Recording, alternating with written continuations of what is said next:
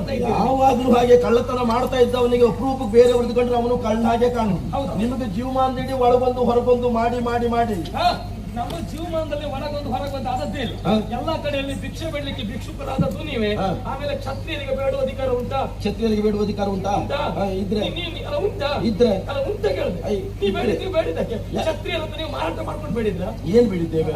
ಏನ್ ಬೇಡಿದ್ದೇವೆ? ಬೇಡಿಲ್ಲ. ಏನ್ ಬೇಡಿ? ಅಲ್ಲ ಬೇಡಲಿಲ್ಲ. ಏನ್ ಬೇಡಿ? ಅಲ್ಲ ಬೇಡಲಿಲ್ಲ. ನೀವು ದುಡಿದೇ ತಿಂದಿದ್ದೇವೆ, ಎಲ್ಲೂ ಬೇಡಲಿಲ್ಲ. ದುಡಿದೇ ತಿಂದದ್ದು ಬೇಡಿದ್ದಲ್ಲಿ ಬೇಡಲೇ ಇಲ್ಲ ಪಾಂಡವರು. ಏನ್ ದುಡಿದ್ರಿ? ಎಲ್ಲಿ ದುಡಿದ್ರಿ? ಎಲ್ಲಿ ನಾವು ಎಲ್ಲಿದ್ದೇವೆ ಅಲ್ಲಿ ದುಡಿದೇ ತಿಂದಿದ್ದೇವೆ. ಎಲ್ಲಿ ದುಡಿದದ್ದು? ಅಲ್ಲಿ ಬೇಡಿದ್ದ ದುಡಿದದ್ದು ಎಲ್ಲಿ? ಈಗ ದೇವಾರ ದೇವತೆಗಳಿಂದ ದೇವರುಗಳಿಂದ ಬೇಡಬಹುದು, ಬೇಡಿ ಪಡೆಯಬಹುದು. ಚಕ್ರನಗರದಲ್ಲಿ ನಿಮ್ಗೆ ಏನು ಕೆಲಸ ಇತ್ತು? ಅಲ್ಲಿ ಕೆಲಸ ಮಾಡಿದ್ದೇವೆ. ಮಣ್ಣು ಹೊತ್ತಿದ್ದೇವೆ. ಮಣ್ಣು ಹೊತ್ತಿದ್ದೇವೆ. ಯಾರು ಮನೆ ಮಣ್ಣು ಹೊತ್ತ? ಯಾರು ಮನದಾದ್ರೆ ನಿನಗೆ ಯಾಕೆ? ಬಹುಶಃ ಭೀಮನೆ ಹಣ ಹಾಕ್ಲಿಕ್ಕೆ ಹೊಂಡ ತೆಗೆದಿದ್ಯಾ? ಅಲ್ಲ, ಈಗ ನಾಳೆ ನೀ ಸತ್ ಮೇಲೆ ನಿನ್ನೆ ಹಣ ಹಾಕ್ಲಿಕ್ಕೆ ಮತ್ತೆ ಮಣ್ಣು ಹೊರ್ತೇವೆ. ಅದಕ್ಕೆ ಯಾಕೆ ಚಕ್ರನಗರದ ಹೊಂಡ ಮನೆಯಿಂದ ನಿನ್ನದು ತೆಗಿತೇನೆ, ನಿನ್ನ ತಗೊಂಡವಲ್ಲೇ ಹಾಕ್ಲಿಕ್ಕೆ. ನಿನಗೆ ಎಲ್ಲೆಲ್ಲಿ ಹೊಂಡ ನಿನಗೆ ಎಲ್ಲೆಲ್ಲಿ ತೆಗಿತೇನೆ, ಎಲ್ಲೆಲ್ಲಿ ನಿನ್ನ ಹೊಂಡದಲ್ಲಿ ಹಾಕ್ತೇನೆ ಅಂತ ನೀ ಕಾಯ್ತಾ ಇರಬೇಕು. ಒಂದು ಬಿಡು, ಜೇಡ ಅದಕ್ಕಾಗಿ ಬಲೆ ಹಿಡಿತದೆ, ಅದರಲ್ಲಿ ಜೇಡ, ಅದು ಹೆಡೆದ ಜೇಡವೇ ಬೀಳುವುದು. ನೀ ಹೊಂಡ ತೆಗೆದು ನೀನೇ ಆ ಹೊಂಡಕ್ಕೆ ಬೀಳ್ತೇನೆ ನೋಡುವ.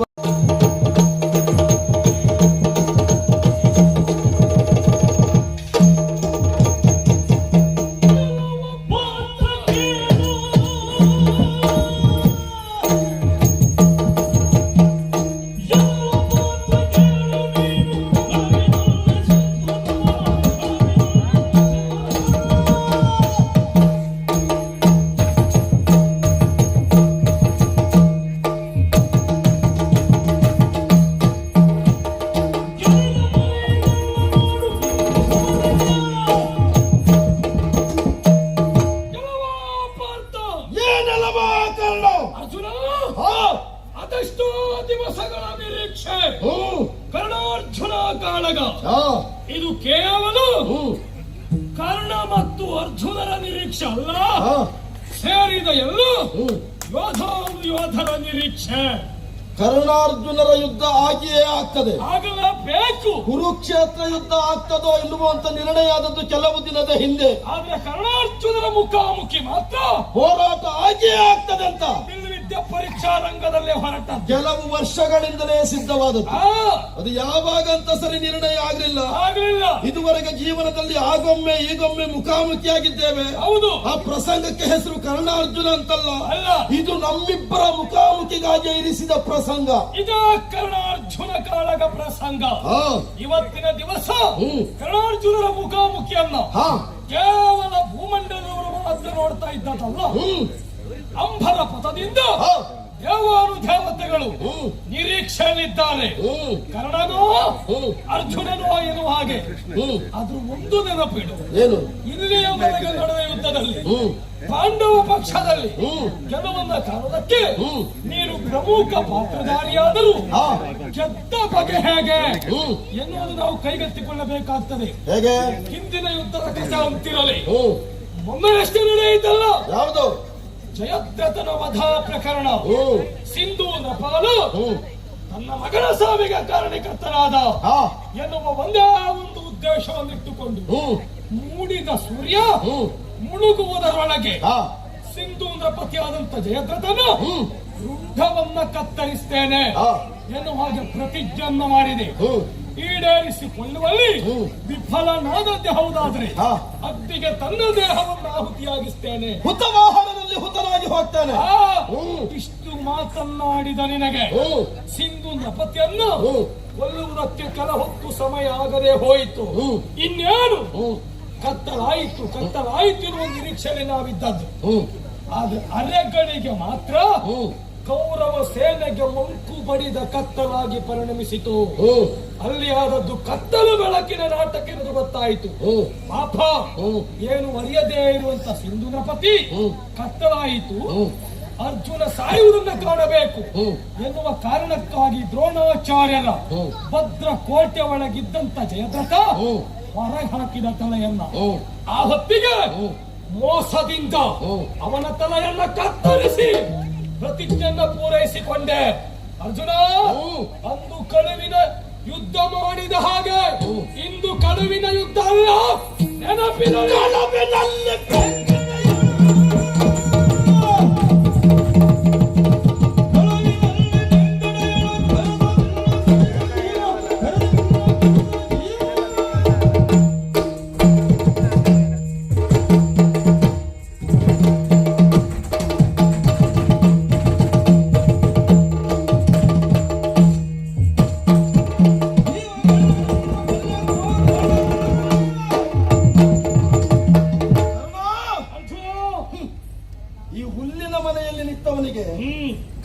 ಮನೆಯಲ್ಲಿದ್ದವ ಕಲ್ಲು ಹೊಡಿಬಾರ್ದು. ಹೌದು. ಗಾಜಿನ ಮನೆಗೆ ಕಲ್ಲು ಹೊಡೆದ್ರೆ ಏನಾಗ್ತದೆ? ಪುಡಿ ಪುಡಿ ಆಗ್ತದೆ. ಹೌದು. ನೀನೀಗ ಗಾಜಿನ ಮನೆಯಲ್ಲಿ ನಿಂತು ಹುಲ್ಲಿನ ಮನೆಯಲ್ಲಿದ್ದ ನನಗೆ ಕಲ್ಲು ಹೊಡೆಯುವುದಕ್ಕೆ ಮುಂದಾಗ್ತಾ ಅಭ್ಯಾಸ. ನಾವು ಹುಲ್ಲಿನ ಮನೆಗೆ ಕಲ್ಲು ಹೊಡೆಯುವ ಪ್ರಯತ್ನ ಮಾಡುವುದಿಲ್ಲ. ಗಾಜಿನ ಮನೆಯಲ್ಲಿ ಇದ್ರೆ ಹುಲ್ಲು ಮನೆಗೆ ಬೆಂಕಿ ಹಾಕುವ ಪ್ರಯತ್ನ ಮಾಡುದು. ಅಲ್ಲ, ಬೆಂಕಿ ಹಾಕುವಲ್ಲಿ ನಿನ್ನದ್ದು ಕುಮ್ಮಕ್ಕುಂಟು ಅಂತ ನನಗೂ ಗೊತ್ತುಂಟು. ಮೇಣದ ಮನೆಗೆ ಬೆಂಕಿ ಕೊಡುವಲ್ಲಿ ಕೌರವ ಮಾಡಿದ ಅಷ್ಟೂ ದುಷ್ಟ ಕಾರ್ಯದಲ್ಲಿ ಜೊತೆಗಿದ್ದು ಪ್ರೋತ್ಸಾಹಿಸಿದವ, ಬೆಂಬಲಿಸಿದವ ಯಾರು ಕೇಳಿದ್ರೆ ಅದು ಕರ್ಣ. ನಮ್ಮದ್ದು ಪ್ರೋತ್ಸಾಹ ಮಾತ್ರ, ಆದ್ರೆ ಮಾಡುವುದೆಲ್ಲ ಪಾಂಡವರು. ಹೌದೌದು. ಏನು ಅರಗಿನ ಅರಮನೆಗೆ ಬೆಂಕಿ ಕೊಟ್ಟದ್ದು ಕೌರವರ, ಪಾಂಡವರು. ಬೆಂಕಿ ಕೊಟ್ಟದ್ದು ಪಾಂಡವ. ಕೊಲ್ಲಬೇಕು ಅಂತ ಪ್ರಯತ್ನ ಮಾಡಿದ್ದ. ಪ್ರಯತ್ನ ನಮ್ಮದಪ್ಪ. ಅದು ಏನಾಯ್ತು ಗೊತ್ತಾ?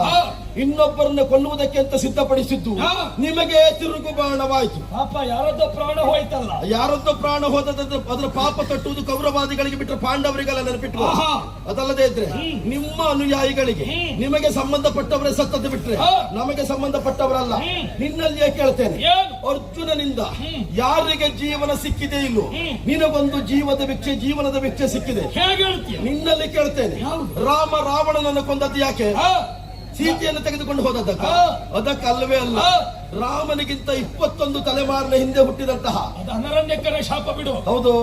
ಈಗ ನೀ ಹೇಳುದು ಯಾವುದಕ್ಕೆ ಅಂತ? ಈಗ ಅನರಣ್ಯಕನ ಶಾಪವೇ ಹೌದಾದರೆ ಆದ್ರೆ ಅಂಗದನನ್ನ ಸಂಧಾನಕ್ಕೆ ಕಳುಹಿದನಲ್ಲ ರಾಮ, ಏನ್ ಹೇಳಿದ್ದಾನೆ? ಸೀತೆಯನ್ನ ಮರಳಿ ಒಪ್ಪಿಸಿದರೆ ರಾಮಸೇನ ಹಿಂದೆ ಹೋಗುವುದಂತ ಹೇಳಿದ್ದಾನೆ. ಹಿಂದೆ ಹೋದ್ರೆ ಕೊಲ್ಲುವವರು ಯಾರು? ಹಿಂದೆ ಹೋದ್ರೆ ಕೊಲ್ಲುವವರು ಯಾರು? ರಾಕ್ಷಸತ್ವವನ್ನ ಬಿಟ್ಟರೆ ರಾಕ್ಷಸತ್ವವನ್ನು ಮರ್ದಿಸ್ತೇನೆ. ಅನರಣ್ಯಕನ ಶಾಪ ಎಂತದ್ದು? ಅನರಣ್ಯಕ್ಕೆ ನನಗಿಂತ 21 ತಲೆಮಾರಿನ ನಂತರದಲ್ಲಿ ಹುಟ್ಟಿ ಬರಬಹುದಾದಂತಹ ದಾಶರಥಿ ರಾಮನಿಂದ ನಿನ್ನ ಸಾವು ಅಂತ ಹೇಳಿದ್ದಾನೆ. ಈಗ ನಿನ್ನ ಸಾವು ಅಂತ ಹೇಳಿದ್ರೆ ಯಾವ ಸಾವು ಅಂತ ಹೇಳಿದ್ರೆ ಕೊಲ್ಲುವುದೇ ಸಾವು. ಈಗ ಕೊಲ್ಲುವುದೇ ಸಾವು. ಹಿಂದೆ ಹೋದ್ರೆ ಈಗ ಕ್ಷತ್ರಿಯ ಅಂತ ಹೇಳಿದ್ರೆ ಕ್ಷಮಾಗುಣ ಸಂಪನ್ನನಾದವನೇ ಕ್ಷತ್ರಿಯ. ಈಗ ಲೋಕದಲ್ಲಿ ಸಾವು ಎನ್ನುವುದು ಅವನ ಪ್ರಾಣವನ್ನು ತೆಗೆಯುವುದು ಮಾತ್ರ ಅಲ್ಲ, ಯಾವ ವ್ಯಕ್ತಿ ಅವನನ್ನು ಅವ ಹೊಗಳಿಕೊಳ್ತಾನೋ ಅದು ಅವನ ಸಾವು ಅನಿಸಲ್ಪಡ್ತಾನೆ. ಮಾಡಿ ತೋರಿಸಿದ್ದೆ. ಈಗ ಅವನಲ್ಲಿದ್ದಂತಹ ರಾಕ್ಷಸತ್ವದಿಂದಲೇ ಅನರಣ್ಯಕರನ್ನ ಯಜ್ಞ ದೀಕ್ಷಿತನಾಗಿ ಕುಳಿತಂತಹ ಸಂದರ್ಭದಲ್ಲಿ ಹೋಗಿ ಅವನ ತಲೆಯನ್ನ ಕತ್ತರಿಸಿದ್ದ. ಹೌದಾ? ಹೋಗಿ ತಲೆಯನ್ನ ಕತ್ತರಿಸಿದ ರುಂಡ ಮೇಲೆ ಹೋಗಿ ಕೆಳಗೆ ಬೀಳುವುದರೊಳಗೆ ಅವ ಶಾಪ ಕೊಟ್ಟದ್ದು. ಅವ ಮಾಡಿದ್ದು ರಾಕ್ಷಸತ್ವದಿಂದ. ಅವನಲ್ಲೊಂದು ಬ್ರಾಹ್ಮಣ್ಯತ್ವ ಎನ್ನುವುದುಂಟು. ರಾಕ್ಷಸತ್ವ ದೂರವಾಯಿತು ಅಂತಾದ್ರೆ, ಅವನಲ್ಲಿದ್ದಂತ ಕೆಟ್ಟದ್ದು ದೂರವಾಯಿತು ಅಂತಾದ್ರೆ ಬದುಕುವುದಕ್ಕೆ ಅವಕಾಶ ಕೊಡುತ್ತೇನೆ ಎನ್ನುವುದು ರಾಮನ ವಾಣಿ. ಅದು ನಿನ್ನಂತವನಿಗೆ ಅರ್ಥವಾಗಲಿಲ್ಲ. ಅದೇ ರೀತಿ ಮಾಡಿದ ಪ್ರತಿಜ್ಞೆಯಂತೆ ಅರ್ಥ ಆಗಿಲ್ಲ ಅಂತ ಹೇಳೋದಕ್ಕೆ ಮತ್ತೊಂದು ಉತ್ತರವು ಕೇಳಿದ್ದೇನೆ. ಅದೇ ಪ್ರಶ್ನೆ ರಾಮನಿಗೆ ಕೇಳಿದ್ದಂತೆ. ಸೇನೆ ಹಿಂದೆ ಹೋಗುವುದಂತ ಹೇಳಿದ್ಯಲ್ಲ, ಸೀತೆ ಕೊಟ್ಟದ್ದೇ ಹೌದಾದ್ರೆ ಕೊಲ್ಲುತ್ತೇನೆ ಒಳಗಿಡಿದ ಆಡಿದ ಮಾತಿಗೆ ಅರ್ಥ ಏನು ಎನ್ನುವಾಗ ಆಗ ರಾಮ ಹೇಳಿದ್ದರಂತೆ, ಸೇನೆ ಹಿಂದೆ ಹೋಗುವುದು ಬಿಟ್ಟರೆ ರಾಮ ಹಿಂದೆ ಹೋಗುವುದಲ್ಲ ಅಂತ. ಈಗ ರಾವಣನ ದೌಷ್ಟ್ಯ ಹೆಚ್ಚಾದ ಕಾಲಕ್ಕೆ ಅವನನ್ನು ಕೊಂದದ್ದು. ಮತ್ತೆ ರಾವಣ ಯಾರು ರಾಮ ಯಾರು ಎನ್ನುವುದಲ್ಲ ರಾಮಾಯಣದ ನಂತರದಲ್ಲಿಯೂ ಆ ಪ್ರಕರಣದಲ್ಲಿ ತಿಳಿದುಕೊಳ್ಳುವುದಕ್ಕೆ ಸಾಧ್ಯ ಉಂಟು. ಅವ ಸಾಯುವುದಕ್ಕೆ ಇದ್ದವ, ಇವ ಕೊಲ್ಲುವುದಕ್ಕೆ ಇದ್ದವ. ಹಾಗಂತ ರಾವಣನನ್ನು ವಧಿಸುವಲ್ಲಿ ಇದ್ದ ಪೂರ್ವದಲ್ಲಿ ಯಾವುದೋ ಒಂದು ಕಾರಣ, ಅನರಣ್ಯಕನ ಪ್ರಕರಣ ಇರಬಹುದು, ಸೀತೆಯ ಪ್ರಕರಣ ಇರಬಹುದು, ಯಾವುದೇ ಇರಬಹುದು.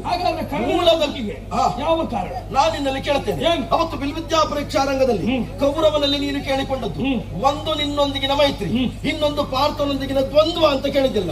ಯಾವ ದ್ವೇಷಕ್ಕಾಗಿ ದ್ವಂದ್ವ? ದ್ವೇಷವಲ್ಲವೇ ಅಲ್ಲ.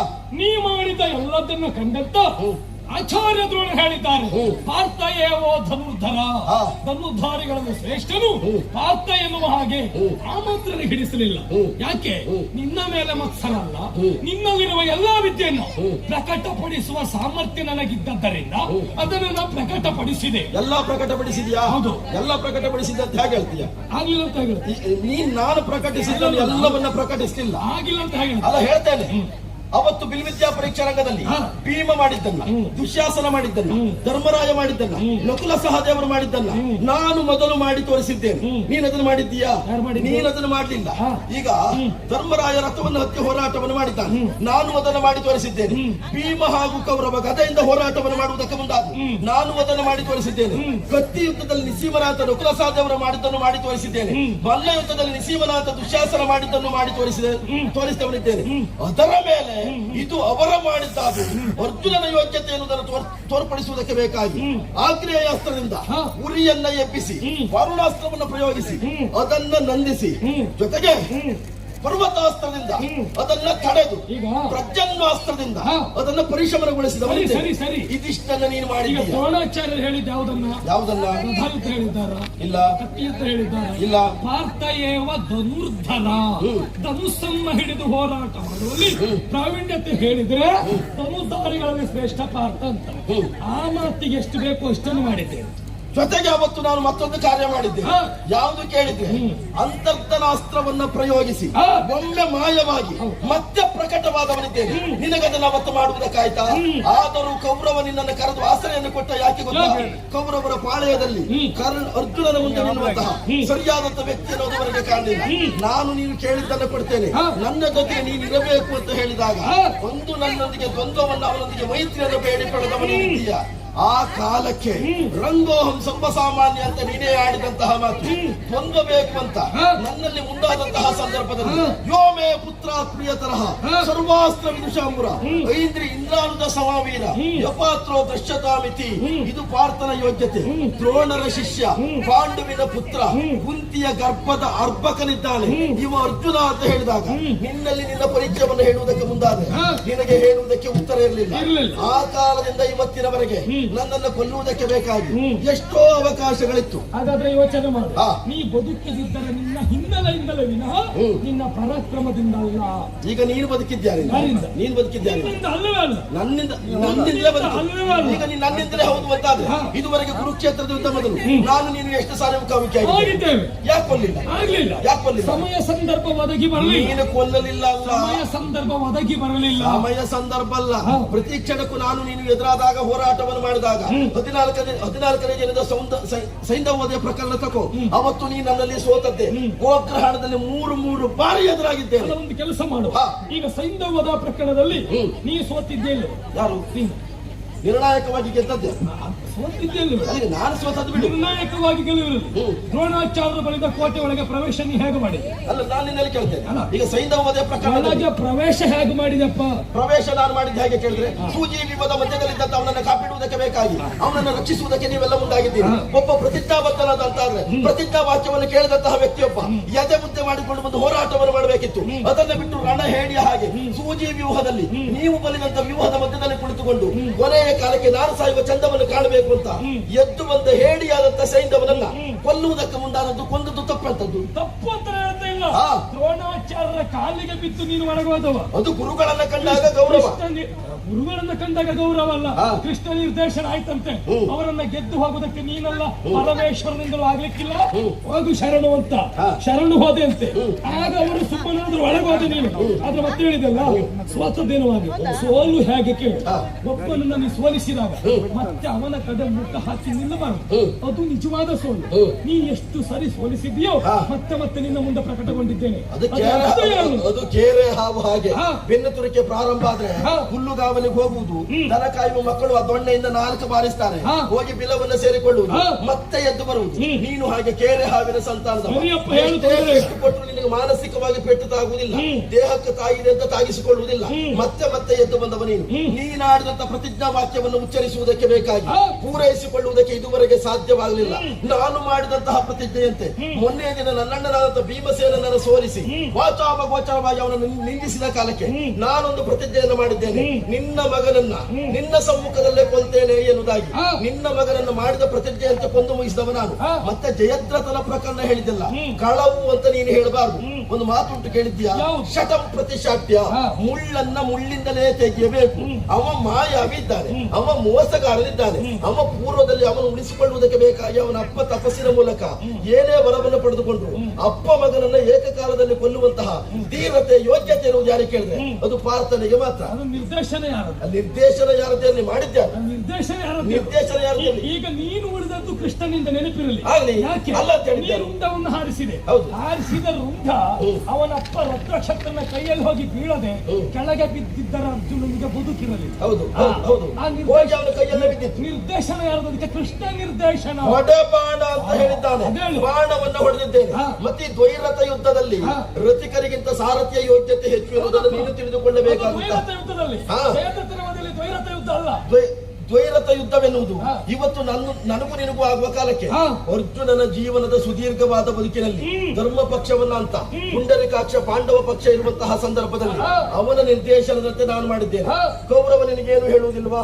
ನಿರ್ದೇಶನ ನಿನಗೆ ಅವನದ್ದಿಲ್ವಾ? ಈಗ ನಿರ್ದೇಶನ ಯಾರದ್ದು ಎನ್ನುವುದು ಮುಖ್ಯ ಅಲ್ಲ, ಕಾರ್ಯವನ್ನು ಮಾಡಿದವರು ಯಾರು ಎನ್ನುವುದು ಮುಖ್ಯ ಆಗ್ತದೆ. ನಿಜವಾಗಿ ಕಳವು ಜಯದ್ರಥನನ್ನು ಕೊಂದದ್ದು ಕಳವಲ್ಲ. ಮತ್ತೆ? ಕುರುಕ್ಷೇತ್ರದ ರಣಧಾರಣಿಯಲ್ಲಿ ಹಾ. ಚಕ್ರವ್ಯೂಹವನ್ನು ಬಲಿದು ಸವ್ಯಾಪಸವ್ಯವಾದಂತಹ ಚಕ್ರವ್ಯೂಹದಲ್ಲಿ ನನ್ನ ಮಗನಾದಂತ ಅಭಿಮನ್ಯುವಿನ ಕರದ ಬಿಲ್ಲನ್ನ ಮುಕ್ಕಡಿಯನ್ನ ಮಾಡಿ ಹಿಂದಿನಿಂದ ಅವನ ಕರವನ್ನ ಕತ್ತರಿಸಿದ ಕಳವು ಕಾರ್ಯವನ್ನ ಮಾಡಿದವ ನೀನು ನೆನಪಿಟ್ಟು. ಅಲ್ಲ, ನೀವು ಹೇಳಿಗಳು ಅಂತ ಹೇಳ್ತೇನೆ. ಯಾಕೆ? ಚಕ್ರವ್ಯೂಹ ಸಂಪೂರ್ಣ ಅರಿಯದೇ ಇದ್ದಂತ ಬಾಲಕನನ್ನು ವ್ಯೂಹದೊಳಗೆ ಪ್ರವೇಶ ಮಾಡುವುದಕ್ಕೆ ನೀವು ಅವಕಾಶ ಕೊಟ್ಟದ್ದು. ಮತ್ತೆ ಚಕ್ರವ್ಯೂಹದಲ್ಲಿ ಹಾ. ಹಿಂಗಡೆ ಬೆಂಗಡೆ ಎನ್ನುವುದಿಲ್ಲವೇ ಇಲ್ಲ. ಸ್ವಸ್ತಿಕಾಕೃತದಲ್ಲಿ ಸವ್ಯಾಪಿಸವ್ಯವಾಗಿರುವಂತ ಚಕ್ರವ್ಯೂಹದಲ್ಲಿ ಯುದ್ಧ ಎನ್ನುವುದು ಮಾಡುವವರಿಗೆ ಸುತ್ತಲೂ ದೃಷ್ಟಿಯನ್ನು ಹಾಯಿಸಿ ಯುದ್ಧ ಮಾಡುವ ಸಾಮರ್ಥ್ಯ ಬೇಕು. ಹೌದು. ಕಾರಣ ಇದು ಬೆಂಗಡೆ ಅಂತ ಅಲ್ಲ, ನಾನು ನಿನ್ನೆಲ್ಲ ಕೇಳ್ತೇನೆ. ಏನು? ರೂಪುಗಾಣಿಸದ ಬೆಂಗಡಿಯಲ್ಲಿ ನಿಂತವನ ಚಾಪವನ್ನು ಮುಕ್ಕಡಿ ಮಾಡುವಂತ ಹೇಳಿದ್ರೆ ಅರ್ಥ ಎಂತ? ರೂಪುಗಾಣಿಸಿದ ಅರ್ಥ ಎಂತದ್ದು? ಎಂತ ನಾನು ಕೇಳಿದೆ. ಈಗ ರೂಪ ಅಂದ್ರೆ ಎಂತದ್ದು? ಮರೆಯ- ನಿನ್ನ ಇರುವಿಕೆಯನ್ನ ಮರೆಮಾಚಿ ಅವನ ಬಾಣವನ್ನ ಮುಕ್ಕಡಿ ಮಾಡುವಂತ ಹೇಳಿದ್ದು. ಈಗ ಆಖ್ಯಾಲಕ್ಕೆ ನಿನಗೆ ಅದು ತಪ್ಪು ಅಂತ ಅನಿಸ್ಲಿಲ್ವಾ? ನೀವು ಗುರುಗಳು ಇಂತ ಹೇಯ ಕೃತ್ಯಕ್ಕೆ ಮನವನ್ನು ಮಾಡುವುದು ಸರಿಯಲ್ಲ ಅಂತ ನೀವು ಹೇಳಿಲ್ವಾ? ಅದು ನಿನಗೆ ಯಾರೋ ಕತೆ ಹೇಳಿದ್ದು. ಎಂತದ್ದು ಕತೆ ಹೇಳಿದ್ದು? ನಿನಗೆ ಯಾರೋ ಕತೆ ಹೇಳಿದ್ದು. ಹಾ. ಅದಲ್ಲ, ರೂಪುಗಾಣದ ಅಂತ ಹೇಳಿ ಅರ್ಥ ಎಂತದ್ದು? ಎಂತದ್ದು? ವೇಗ ಎನ್ನುವುದು ಹೆಚ್ಚಳ ಇರುವುದು ಕರ್ಣನಲ್ಲಿ. ಹೌದು. ಕಣ್ಣ ರಪ್ಪೆ ಮಿಟುಕಿಸುವುದರ ಒಳಗಾಗಿ ಹ್ಮ್. ವೇಗದಿಂದ ಹೋಗಿ ಹ್ಮ್. ಚಾಪವನ್ನ ಕತ್ತರಿಸುವ ಸಾಮರ್ಥ್ಯ ಇದ್ದದ್ದು ಕರ್ಣನಿಗೆ. ಹ್ಮ್. ಅವ ಒಂದು ಕಡೆಗೆ ಬಾಣ ಬಿಟ್ಟು ಹ್ಮ್. ಇನ್ನೊಂದು ಕಡೆಗೆ ಬಿಡಬೇಕಿರುವಂತ ಲಕ್ಷ್ಯ ಕೊಡುವ ಮೊದಲ ಹೋಗಿ ಕತ್ತರಿಸುವ ಸಾಮರ್ಥ್ಯ ಇದ್ದದ್ದು ನನಗೆ. ಚಕ್ರವ್ಯೂಹವನ್ನು ಭೇದಿಸುವಂತ ಯೋಗ್ಯತೆ ಇಲ್ಲದ ಹುಡುಗನನ್ನು ಒಳಗೆ ಬಿಟ್ಟದಲ್ಲ, ಹಾ. ಅವನಿಗೆ ಒಳ ಹೋಗುವುದು ಹೇಗೆ ಅಂತ ಗೊತ್ತು ಹಿಂತಿರುಗಿ ಬರುವ ಕಾಲಕ್ಕೆ ನೀವು ಬಾಣವನ್ನು ಪ್ರಯೋಗಿಸಿದ್ರಿ. ಅದನ್ನು ಅರಿತಂತಹ ಭೀಮನು, ನಕುಲನು, ಸಹದೇವನು, ಧರ್ಮರಾಯನಂತವರು ಉಳಿದವರು ಕೋಟೆಯ ಒಳಗೆ ಪ್ರವೇಶ ಮಾಡಬಾರದು ಅಂತ ತಡದಂತ ಜಯದ್ರಥನನ್ನು ಕೊಂದು ಮುಗಿಸಿದದೇ ಕಾರಣಕ್ಕಾಗಿ ಹಾ. ಈಗ ಅಭಿಮನ್ಯು ಕಾಳಗದಲ್ಲಿ ಜಯದ್ರಥನನ್ನ ಮಗನ ಸಾವಿಗೆ ಕಾರಣಕ್ಕಂತ ಹೇಗೆ ಕೇಳಿದ್ರೆ ಅಲ್ಲಿದ್ದ ಕತ್ತರಿಸಿದ ನೀನು ಎನ್ನುವುದಕ್ಕಿಂತ ಹೆಚ್ಚಾಗಿ ಉಳಿದವರನ್ನ ಒಳಗೆ ಬಾರದೆ ಇದ್ದ ಹಾಗೆ ತಡದಂತ ಅಮಕಾರಣ, ಅದಕ್ಕಾಗಿ ಅವನನ್ನು ಕೊಂದು ಮುಗಿಸಿದ್ದೇನೆ. ಮೊದಲ ತಡೆದಿದ್ದೇವೆ. ಆ? ಜಯದ್ರಥ ಮೊದಲ ತಡೆದಿದ್ದ. ಅದೇ ಹೇಳಿದ್ದು, ಅವರು ಒಳಗೆ ಬಾರದೆ ಇದ್ದ ಹಾಗೆ ತಡದದ್ದರಿಂದ ನೀವು ಕಳವಿನಿಂದ ಅವನ ಬಿಲ್ಲನ್ನು ಅವನ ಕರವನ್ನ ಕತ್ತರಿಸುವುದಕ್ಕಾಯ್ತು. ನಿನ್ನ ಪ್ರಕರಣ, ನಿನ್ನ ಯೋಗ್ಯತೆ, ನಿನ್ನ ಶಕ್ತಿ ಎಷ್ಟು ಎನ್ನುವುದನ್ನ ವಕ್ರಹಣದ ಕಾಲದಲ್ಲೇ ಕಂಡಿದ್ದೇವೆ.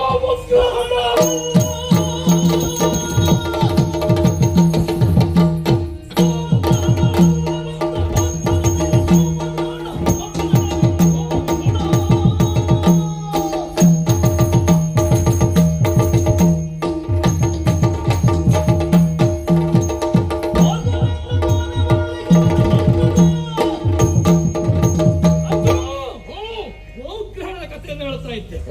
ಗೋಗ್ರಹಣ ಅಲ್ಲ, ಆವತ್ತಿನ ದಿವಸ ಗೋಗ್ರಹಣದಲ್ಲಿ ನಾವು ಸೋತದ್ದು ಸತ್ಯ, ಪ್ರಾಮಾಣಿಕವಾಗಿ ಒಪ್ಪಿಕೊಳ್ತೇವೆ. ಸೋತ ಸೋಲನ್ನು ಒಪ್ಪಿಕೊಳ್ಳುವಲ್ಲಿ ಯಾವ ಸಂಕೋಚವೂ ನಮಗಿಲ್ಲ. ಆಗಲೇ ಇದನ್ನ ಒಂದಾದ್ರೂ ಒಪ್ಕೊಂಡೆ, ಯಾವುದೋ ಇದಾದ್ರೂ ಒಪ್ಕೊಂಡೆ. ಇದಲ್ಲ, ಯಾವುದನ್ನು ಬೇಕಾದ್ರೂ ಒಪ್ಪಿಕೊಳ್ತೇವೆ. ಅದು ಒಪ್ಪುವ ಹಾಗಿದ್ದರೆ ಮಾತ್ರ. ಒಪ್ಪುವುದಕ್ಕಾಗದೇ ಇದ್ದದನ್ನೆಲ್ಲ ಒಪ್ಪಿಕೊಳ್ಳುವವ ನಾನಲ್ಲ. ಒಪ್ಪಿದ ಮೇಲೆ ಆಗಬೇಕದು, ಅಲ್ಲಿಗೆ ಅಂತ್ಯ ಕಾಣಬೇಕು. ಒಪ್ಪಿದ ಮೇಲೆ ಮತ್ತೆ ಅದನ್ನ ಜಗ್ಗುವುದಕ್ಕೆ ಅವಕಾಶ ಕೊಡಬಾರದು. ಹೇಳಿದ್ಯಲ್ಲ, ಗೋಗ್ರಹಣ. ಗೋಗ್ರಹಣದಲ್ಲಿ ನಾವು ಸೋತಿದ್ದೇವೆ. ಯಾಕೆ ಸೋತದ್ದು? ಯಾಕೆ? ಏನು ಮಾಡೋಣ ಹೇಳು. ನೀನು ಬರ್ತೀಯ ಅಂತ ನಮಗೆ ಗೊತ್ತಿರಲಿಲ್ಲ. ನಾವು ಹೋದದ್ದು ವಿರಾಟ ನಗರದಲ್ಲಿರುವ ಗೋವುಗಳನ್ನ ಅಪಹರಣ ಮಾಡುವುದಕ್ಕೆ. ಗೋವುಗಳನ್ನು ಅಪಹರಣ ಮಾಡುವ ಉದ್ದೇಶ ಏನು? ಅಲ್ಲಿ ಪಾಂಡವರು ಸ್ವಲ್ಪ ಕಾಣಿಸಿಕೊಳ್ತಾರೆ ಎನ್ನುವುದು ನಮಗೆ ಬಂದ ಸುದ್ದಿ. ಅದು ಗೊತ್ತಾಗಬೇಕಾದರೆ ಗೋಗ್ರಾಸ ಕೊಡದೆ ಧರ್ಮರಾಯ ಮುಂದಾಗುವುದಿಲ್ಲ ಉಳಿದ ಕಾರ್ಯಕ್ಕೆ. ಹೌದು. ಆ ಗೋಗ್ರಾಸ ಕೊಡದೆ ಎಲ್ಲಿಯಾದ್ರೂ ತಾನು ಮಾಡಬೇಕಾದ ಕಾರ್ಯದಲ್ಲಿ ಮುಂದೆ ಹೋಗದಿದ್ದರೆ ಅವನೇ ಧರ್ಮರಾಯ ಅಂತ ನಾವು ತಿಳಿಯುವುದಕ್ಕಾಗಿ ಅಲ್ಲಿರುವ ಗೋ ಸಂಪತ್ತನ್ನು ಅಪಹರಣ ಮಾಡಿದ್ರೆ ಯಾವ ಗೋವಿಗೆ ಕೊಟ್ಟಾನು ಗೋಗ್ರಾಸ ಎನ್ನುವ ಕಾರಣಕ್ಕಾಗಿ ಗೋಗ್ರಹಣ ಮಾಡೋದಕ್ಕೆ ಹೋದದ್ದು. ಅದ್ರಲ್ಲಿ ನೀನು ಬಂದೆ, ಆಮೇಲೆ ನಿನ್ನ ನಿಜ ರೂಪವನ್ನು ಪ್ರಕಟಗೊಳಿಸಿದೆ. ನಾವು ಸೋತದ್ದು ಸತ್ಯ, ಆದ್ರೆ ನೆನಪಿಟ್ಟುಕೋ, ಗೋಗ್ರಹಣ ಆದಾಗ ಇವತ್ತಿನ ದಿವಸ ಆಗುವುದಿಲ್ಲ. ಇವತ್ತಿನ ದಿವಸ ಆಗುವುದೇನು ಕೇಳು, ಗ್ರಹಣ ಅಂತೆ. ಕುರುಕ್ಷೇತ್ರದಲ್ಲಿ ಪ್ರಥಮ ಗ್ರಹಣ ಆದದ್ದು ಯಾವಾಗ ಕೇಳಿದ್ರೆ ಜಯದ್ರಥನ ವಧೆಗೆ ಶಕ್ರ ಅಡ್ಡ ಹಿಡಿದಾಗ ಸೂರ್ಯನಿಗೆ ಅರೆಗಳಿಗೆ ಗ್ರಹಣ ಅಂತೆ. ಆದ್ರೆ ಇವತ್ತೇನು ಗೊತ್ತಲ್ಲ, ನಿನಗೆ ಬಹಳ ಸಾರಿ ಗ್ರಹಣ ಹಿಡಿದಿದೆ. ನಾವು ಇನ್ನೊಂದು ಸಂದರ್ಭದಲ್ಲಿ ದ್ರೌಪದಿಯ ಸ್ವಯಂವರವಾಗುವಾಗಲೂ ಪಾಣಿಗ್ರಹಣ ಆಗುವಾಗಲೂ ನಿಮ್ಗೆ ಗ್ರಹಣ ಹಿಡಿದಿದೆ. ನಿಮ್ಗೆ ಗ್ರಹಣ ಹಿಡಿದದ್ದು ಒಂದೆರಡು ಸಾರಿ ಅಲ್ಲ, ಬಹಳ ಸಾರಿ ಗ್ರಹಣ. ದ್ರೌಪದಿ ಸ್ವಯಂವರ ಪ್ರಕರಣದಲ್ಲಿ ಗ್ರಹಣ ಆದ ನಮಗಲ್ಲ, ಗ್ರಹಣ ನಿನಗೆ. ಯಾಕೆ? ಪಾಣಿ ಒಂದು ಬದಿಗಿಟ್ರೆ ಗ್ರಹಣ ಆದದ್ದು ನಿನಗೆ. ಯಾಕೆ? ಅದು ಸೇರಿಸಿದ್ರೆ ಮಾತ್ರ ಪಾಣಿ ಗ್ರಹಣ. ಈಗ ಪಾಣಿಗ್ರಹಣ ಮಾಡಿಕೊಂಡದ್ದು ನಾವು, ಅವಳು ಬೇಕು ಅಂತ ಬಂದಾಗ ಮರ್ಯಾದೆ ತಕೊಂಡು ನಿಜವಾದ ಗ್ರಹಣ ಹಿಡಿದದ್ದು ನಿಮಗ. ಒಂದು ಕೆಲಸ ಮಾಡು, ಈಗ ಅಲ್ಲಿಗೆ ನಾವು ಮಾತ್ರ ಬಂದದ್ದ, ಶಲ್ಯ ಭೂಪತಿ ಬರಲಿಲ್ವಾ? ಬಂದಿದ್ದಾರೆ. ಯಾರ ಪಕ್ಷದವ? ಈಗ ನಮ್ಮ ಪಕ್ಷ ಅದ್ರ ಮೊದಲು ಯಾರಿಗೆ ಸಂಬಂಧ? ಈಗ ಬ್ರಾಹ್ಮಣರು ಬಂದ ಕಾಲಕ್ಕೆ ಎದುರಿದ್ದದ್ದು ಯಾರು ಮೊದಲು? ನೀನು ಕೌರವ ಎದ್ದು ನಿಂತದ್ದು ಯಾಕೆ? ಯಾಕೆ ಇಂಥದ್ದು ಬ್ರಾಹ್ಮಣರಿಗೆ ಮೊದಲಾಗ ಅವಕಾಶ ಇದ್ದಿತ್ತ? ಮೊದಲು ಅವಕಾಶ ಇರಲಿಲ್ಲ. ಯಾಕೆ ಬದಲಾವಣೆ ಆಯ್ತು? ಯಾಕೆ ಬದಲಾವಣೆ? ಆಮೇಲೆ ಬಂದವರು ಬ್ರಾಹ್ಮಣರಲ್ಲ ಅಂತ ಆಗ್ಲಿಲ್ವಾ? ಆಮೇಲೆ ಬ್ರಾಹ್ಮಣರಲ್ಲ ಅಂತ ಆಗ್ಲಿಲ್ವಾ? ಅದು ಆಮೇಲೆ ಆದ್ರೆ ಆಗುದಿಲ್ಲ. ಅದೇ ಹೌದು ಅಂತ ಆದ್ರೆ ಆಮೇಲೆ ಪ್ರಕಟ ಆದದ್ದು ಸರಿಯಾಗುದು. ನಿಂತದ್ದಕ್ಕೆ ನಿಮ್ಮ ಬೆನ್ನಿಗೆ ಬಿಸಿ ಆಯ್ತಾ ಇಲ್ವಾ?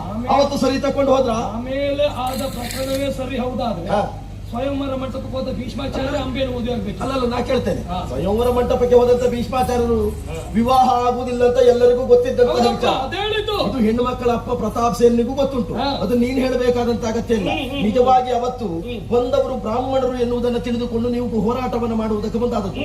ಬ್ರಾಹ್ಮಣರಲ್ಲಿ ಇಂತಹ ಛಾತ್ರ ತೇಜಸ್ಸು ಎಲ್ಲಿಂದ ಬಂತು ಅಂತ ಹೋರಾಟವನ್ನು ಮಾಡಿದಾಗ ಹೋರಾಟದಲ್ಲಿ ನಿಮ್ಗೆ ಏನೂ ಮಾಡುವುದಕ್ಕಾಗದೇ ಇದ್ದಂತಹ ಸಂದರ್ಭದಲ್ಲಿ ನಾವು ಕಳೆದುಕೊಂಡು ಹೋದ ಮೇಲೆ ಗೊತ್ತಾಯ್ತು, ಪಾಂಡವರು ಒಳಗೊಂದು ಪಾಂಡವರು ಒಳಗೊಂದು ಹೊರಬಂದು ಪಾಂಡವರು ಯಾವಾಗಲೂ ಒಳಗೊಂದು ಹೊರಗೊಂದು ಮಾಡಿದ್ದೆ ಗೊತ್ತಾಗುದಿಲ್ಲ. ಅದು ನೀವು ಬರುವಾಗ ಹೊರಗಡೆಯಿಂದ ಬ್ರಾಹ್ಮಣರು, ಬಂದ ಮೇಲೆ ಒಳಗಡೆಯಿಂದ ಕ್ಷಾತ್ರಿಯರು, ಒಳಗೊಂದು ಹೊರಗೊಂದು ಮಾಡ್ತಾ ಇದ್ದಾರೆ. ಯಾವಾಗ್ಲೂ ಹಾಗೆ ಕಳ್ಳತನ ಮಾಡ್ತಾ ಇದ್ದವನಿಗೆ ಅಪರೂಪಕ್ಕೆ ಬೇರೆಯವ್ರದ್ದು ಕಂಡ್ರೆ ಅವನು ಕಳ್ಳ ಹಾಗೆ ಕಾಣುದು. ನಿಮಗೆ ಜೀವಮಾನದಿಡೀ ಒಳಗೊಂದು ಹೊರಗೊಂದು ಮಾಡಿ ಮಾಡಿ ಮಾಡಿ ನಮ್ಮ ಜೀವಮಾನದಲ್ಲಿ ಒಳಗೊಂದು ಹೊರಗೊಂದು ಆದದ್ದೇ ಇಲ್ಲ. ಎಲ್ಲಾ ಕಡೆಯಲ್ಲಿ ಭಿಕ್ಷೆ ಬೇಡಲಿಕ್ಕೆ ಭಿಕ್ಷುಕರಾದದ್ದು ನೀವೇ. ಆಮೇಲೆ ಕ್ಷತ್ರಿಯರಿಗೆ ಬೇಡುವ ಅಧಿಕಾರ ಉಂಟಾ? ಕ್ಷತ್ರಿಯರಿಗೆ ಬೇಡುವ ಅಧಿಕಾರ ಉಂಟಾ? ಇದ್ರೆ ಉಂಟಾ? ಇದ್ರೆ ಉಂಟ ಕೇಳಿದ್ರೆ ನೀವು ಬೇಡಿದ್ದಕ್ಕೆ ಕ್ಷತ್ರಿಯರನ್ನು ನೀವು ಮಾರಾಟ ಮಾಡ್ಕೊಂಡು ಬೇಡಿದ್ರ? ಏನ್ ಬೇಡಿದ್ದೇವೆ? ಏನ್ ಬೇಡಿದ್ದೇವೆ? ಬೇಡಲಿಲ್ಲ. ಏನ್ ಬೇಡಿ? ಅಲ್ಲ ಬೇಡಲಿಲ್ಲ. ಏನ್ ಬೇಡಿ? ಅಲ್ಲ ಬೇಡಲಿಲ್ಲ. ನೀವು ದುಡಿದೇ ತಿಂದಿದ್ದೇವೆ, ಎಲ್ಲೂ ಬೇಡಲಿಲ್ಲ. ದುಡಿದೇ ತಿಂದದ್ದು ಬೇಡಿದ್ದಲ್ಲಿ ಬೇಡಲೇ ಇಲ್ಲ. ಪಾಂಡವರು ಏನ್ ದುಡಿದ್ರಿ? ಎಲ್ಲಿ ದುಡಿದ್ರಿ? ಎಲ್ಲಿ ನಾವು ಎಲ್ಲಿದ್ದೇವೆ ಅಲ್ಲಿ ದುಡಿದೇ ತಿಂದಿದ್ದೇವೆ. ಎಲ್ಲಿ ದುಡಿದದ್ದು? ಅಲ್ಲಿ ಬೇಡಿದ್ದ ದುಡಿದದ್ದು. ಈಗ ದೇವಾನು ದೇವತೆಗಳಿಂದ ದೇವರುಗಳಿಂದ ಬೇಡಬಹುದು, ಬೇಡಿ ಪಡೆಯಬಹುದು. ಚಕ್ರನಗರದಲ್ಲಿ ನಿಮ್ಗೆ ಏನು ಕೆಲಸ ಇತ್ತು? ಅಲ್ಲಿ ಕೆಲಸ ಮಾಡಿದ್ದೇವೆ, ಮಣ್ಣು ಹೊತ್ತಿದ್ದೇವೆ. ಮಣ್ಣು ಹೊತ್ತಿದ್ದೇವೆ. ಯಾರು ಮನೆ ಮಣ್ಣು ಹೊತ್ತ? ಯಾರು ಮನದಾದ್ರೆ ನಿನಗೆ ಯಾಕೆ? ಬಹುಶಃ ಭೀಮನ ಹೆಣ ಹಾಕ್ಲಿಕ್ಕೆ ಹೊಂಡ ತೆಗೆದಿದ್ಯಾ? ಅಲ್ಲ, ಈಗ ನಾಳೆ ನೀ ಸತ್ ಮೇಲೆ ನಿನ್ನ ಹೆಣ ಹಾಕ್ಲಿಕ್ಕೆ ಮತ್ತೆ ಮಣ್ಣು ಹೊರ್ತೇವೆ. ಅದಕ್ಕೆ ಯಾಕೆ ಚಕ್ರನಗರದ ಹೊಂಡ ಮನೆಯಿಂದ ನಿನ್ನದು ತೆಗಿತೇನೆ, ನಿನ್ನ ತಗೊಂಡಾಗ ಅಲ್ಲೇ ಹಾಕ್ಲಿಕ್ಕೆ. ನಿನಗೆ ಎಲ್ಲೆಲ್ಲಿ ಹೊಂಡ ನಿನಗೆ ಎಲ್ಲೆಲ್ಲಿ ತೆಗಿತೇನೆ, ಎಲ್ಲೆಲ್ಲಿ ನಿನ್ನ ಹೊಂಡದಲ್ಲಿ ಹಾಕ್ತೇನೆ ಅಂತ ನೀ ಕಾಯ್ತಾ ಇರಬೇಕು. ಒಂದು ಬಿಡು, ಜೇಡ ಅದಕ್ಕಾಗಿ ಬಲ ಹಿಡಿತದೆ, ಅದರಲ್ಲಿ ಜೇಡ, ಅದು ಹೆಡೆದ ಜೇಡವೇ ಬೀಳುವುದು. ನೀ ಹೊಂಡ ತೆಗೆದು ನೀನೇ ಆ ಹೊಂಡಕ್ಕೆ ಬೀಳ್ತೇನೆ ನೋಡುವ. ಈಗ ನೀನೇ ಆಗ ಹೇಳಿದ್ದಲ್ವಾ, ಜೀವನದಲ್ಲಿ ಸೋತವ ಮತ್ತೆ ಎದ್ದು ಬಂದಿದ್ದೇನಂತ. ನಾವು ಎಲ್ಲಿ ಏನು ಮಾಡಿದ್ದೇವೆ ಎನ್ನುವುದಕ್ಕಿಂತ ಈಗ ಎದ್ದು ಬಂದು ಪ್ರಕಟವಾಗಿ ನಿನ್ನಲ್ಲಿ ಮಾಡುವುದಕ್ಕೆ ಏನು ಉಂಟು ಅಂತ ಬೇಕಲ್ಲ. ಚಂದ್ರಗ್ರಹಣ ಆಗ್ತದೆ, ಅದರಿಂದ ರಕ್ಷಣೆ ಆಗಬೇಕು ಅಂತಾದ್ರೆ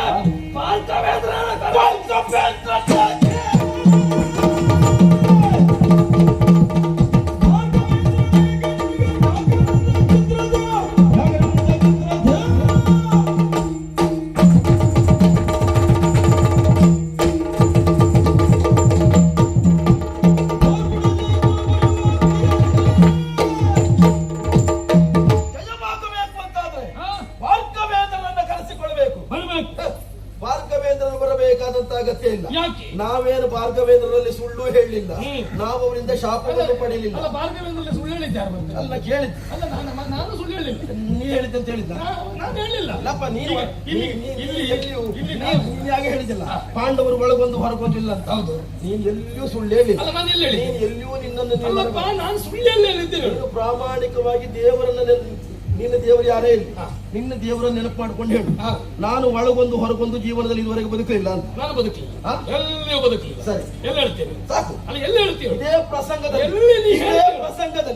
ಕೊನೆಯ ಒಳಗೆ ನಿನ್ನ ಬಾಯಲ್ಲಿ ನಾನು ಅದನ್ನು ಹೇಳಿಸ್ತೇನೆ. ಒಳಗೊಂದು ಹೊರಗೊಂದು. ಹೌದೌದು, ನೋಡುವ. ಏನು ಯಾವ ಕಾಲದಲ್ಲಿ ನಿನಗೆ ನೋವು ಬಂದ್ರೆ, ಎಲ್ಲಾದ್ರೂ ತೊಂದರೆ ಆದ್ರೆ ನಿನ್ನ ಬಾಯಲ್ಲಿ ಬರ್ತದ ನೋಡುವ. ಭಾರ್ಗವೇಂದ್ರನ ಯಾಕೆ ಹಿಂದೆ ವ್ಯಾಘ್ರನಂತೆ ಚಿತ್ರಸೇನ ಬಂದು ಘೋಷಯಾತ್ರೆಗೆ ನೀವೆಲ್ಲರೂ ಬಂದವರು ನೆಪವನ್ನಿಟ್ಟುಕೊಂಡು ಬಂದದ್ದು ಯಾಕೆ ಕೇಳಿದ್ರೆ, ಗೋವುಗಳ ಮೇಲೆ ಮುದ್ರೆ ಒತ್ತುವುದಕ್ಕಲ್ಲ, ಗೋವುಗಳಂತಿರುವಂತಹ ಪಾಂಡವರ ಮೇಲೆ ಮುದ್ರೆ ಒತ್ತುವುದಕ್ಕಾಗಿ ಅಲ್ಲಿವರೆಗಾಗಿ ಬಂದವರಿದ್ದೀರಿ. ಗೋವುಗಳಂತಿರುವಂತಹ ಪಾಂಡವರ ಮೇಲೆ ಯಾರಿಗೂ ಗೋವುಗಳು ಪಾಂಡವರು? ಲೋಕಕ್ಕೆ ಗೋವುಗಳು. ಪಾಂಡವರು ನೀವು ವ್ಯಾಘ್ರರು, ಪಾಂಡವರು ಲೋಕಕ್ಕೆ ಗೋವುಗಳು.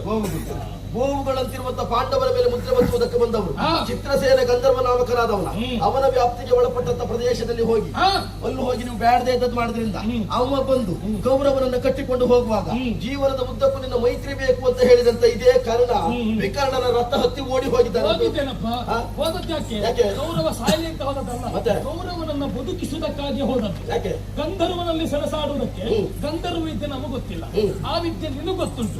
ಅಂಗಾರ ಪರ್ಣದಿಂದ ನಿನಗೆ ಬಂದಂತ ಚಾಕ್ಷುಷಿ ವಿದ್ಯೆಯನ್ನು ನೀ ಅಲ್ಲಿ ಪ್ರಯೋಗ ಮಾಡಿದೆ. ನಮಗೆ ಆ ವಿದ್ಯೆ ಗೊತ್ತಿಲ್ಲದಿದ್ದರಿಂದ ಆ ವಿದ್ಯೆ ನಮ್ಮಲ್ಲಿ ಗೊತ್ತಿದ್ದದ್ದು ಒಬ್ಬರಿಗೆ, ಯಾರಿಗೆ? ಆಚಾರ್ಯ ಭೀಷ್ಮರಿಗೆ. ಹಾ. ಹಾಗಾಗಿ ಭೀಷ್ಮಾಚಾರ್ಯನ ಕರ್ಕೊಂಡು ಬರಬೇಕೆನ್ನುವ ಕಾರಣಕ್ಕಾಗಿ ನಾವು ಹೋದದ್ದು.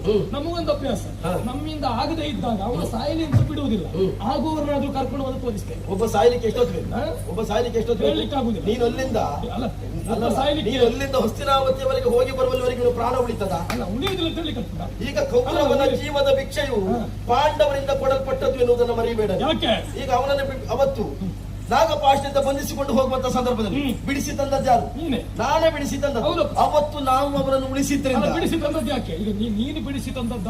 ನಾನು ನಮ್ಮ ಬಿಡಿಸಿ- ಪ್ರಾಮಾಣಿಕ ಹೇಳು, ಹಾ. ನೀನು ಮನ ತುಂಬಿ ಬಿಡಿಸಿ ತಂದದ್ದ? ನಾನು ಈಗ ಮೊದಲು ತರುವುದಿಲ್ಲ ಅಂತ ಹೇಳಿದ್ದೇವೆ. ನಾವು ಮಾಡಬೇಕಾದ ಕಾರ್ಯವನ್ನ ದೇವತೆಗಳೇ ಮಾಡ್ತಾ ಇದ್ದಾರೆ ಅಂತ ನಾವು ಹೇಳಿದ್ದೇವೆ. ಈಗ ನೀನು ಹೇಳು, ಹಾ.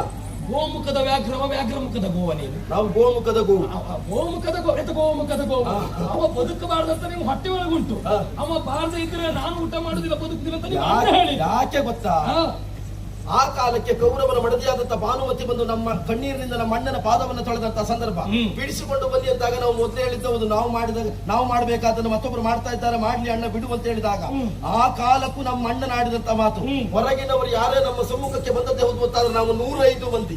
ಈಗ ನಮ್ಮ ವಿರೋಧ ಏನೇ ಇರಲಿ, ಆದ್ದರಿಂದ ಬಿಡಿಸಿಕೊಂಡು ಬರಬೇಕು ಅಂತ ಹೇಳಿದಾಗ ಚಿತ್ರಸೇನ ಗಂಧರ್ವನ ಸಹಿತವಾಗಿ ಹೇಳಿಕೊಂಡು ಬಂದು ನಮ್ಮ ಅಣ್ಣನ ಕಾಲಡಿ ಹಾಕಿದ್ದೇವೆ. ಹೌದಪ್ಪ. ಅವತ್ತು ಕೌರವನನ್ನು ಉಳಿಸಿದವರು ನಾವು, ನೀವಲ್ಲ.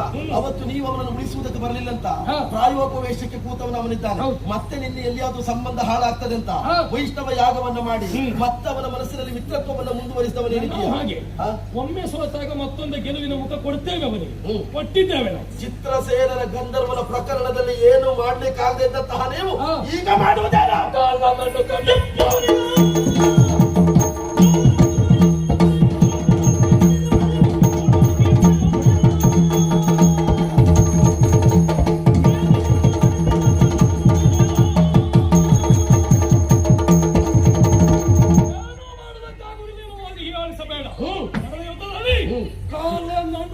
ಎಂಬ ಕುರಿಯ ನಿನ್ನ ಅಣ್ಣ ಧರ್ಮರಾಯ ಅವನನ್ನ ಕಟ್ಟಿ ಎಡಗಾಲಿಂದ ತೊಡೆದು ನಾನು ಏನು ಎಷ್ಟಿರುವುದನ್ನ ತೋರಿಸಿದ್ದೇನೆ. ನಕುಲಿಂದ ನೀನು ಸೋತಿದ್ದೇನೆ, ನಕುಲಿನಿಂದ ನಾನು ಸೋತಿದ್ದೇನೆ.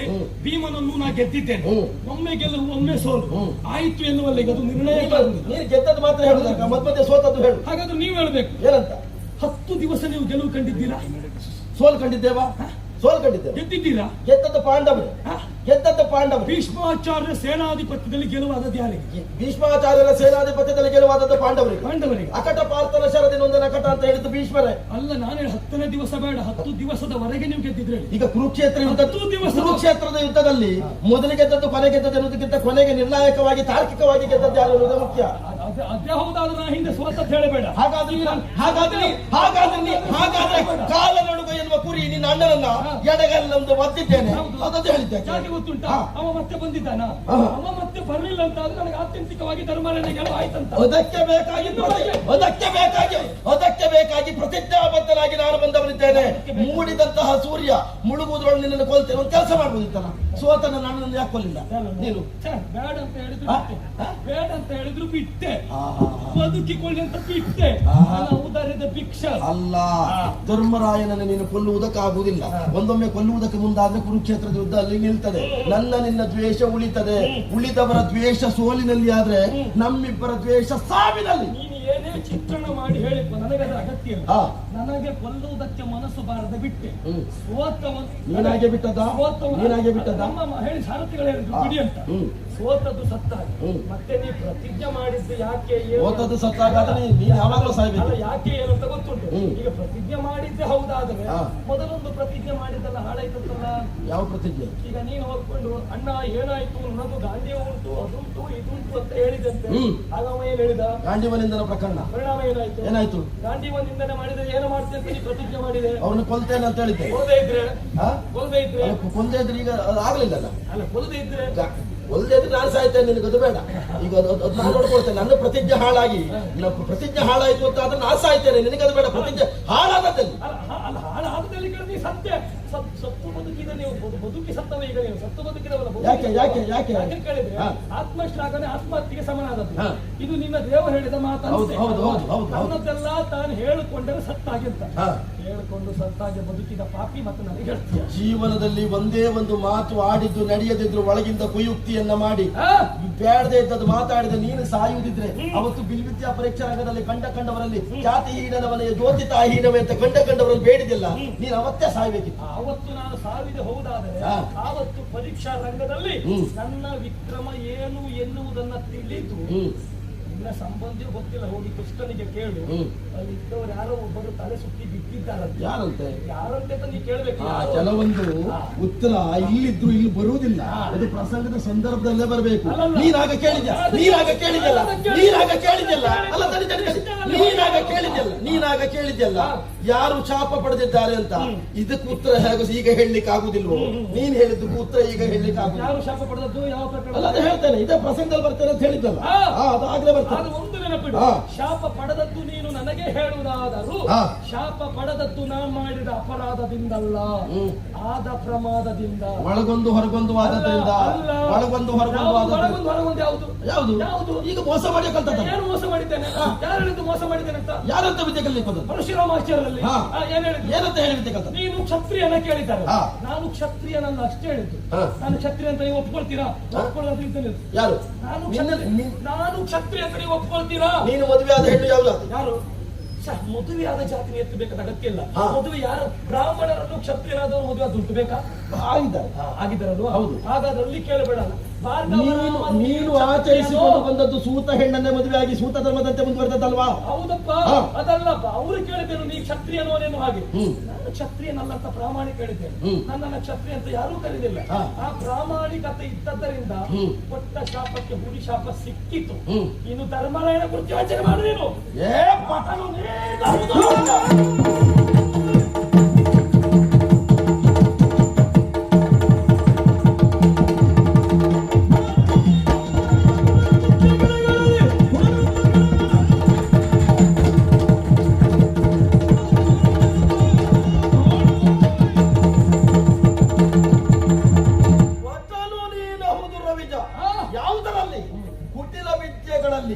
ಹಿಂದೆ ನಿಂತು ಪಚಾರಿಸುವುದಕ್ಕೆ ಬೇಕಾಗಿ ದ್ರೌಪದಿ ಸ್ವಯಂವರದಲ್ಲಿ ಏಕವಸನಿಯಾಗಿ ನಾನಿದ್ದೇನೆ ಅಂತ ಹೇಳಿದಾಗ 5 ಆದವರಿಗೆ 6 ಆದ್ರೇನು, 6 ಆದವರಿಗೆ ಯಾರಾದರೇನು, ಕೌರವರ ತೊಡೆ ಏರು ಅಂತ ಹೇಳಿದವನೇನು.